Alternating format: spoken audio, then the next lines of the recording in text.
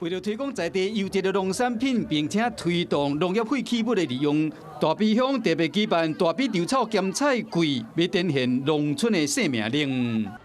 阮这个稻草艺术园区咧，要来打造一个老、中、青、少、幼，一个做一个联合的一个休闲场所啦吼。利用农业废弃物再造的场所，会当保存到过年，伫每一个假日开放给乡亲大家来佚佗。把它变成这个艺术品，所以呢，这个是一个非常典型的农废再利用。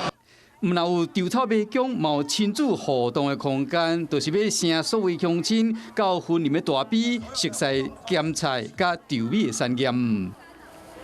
Hello， 我是雷亚，想要抢先掌握最及时的新闻资讯吗？赶快订阅、按赞、开启小铃铛，锁定华视新闻 YouTube 频道。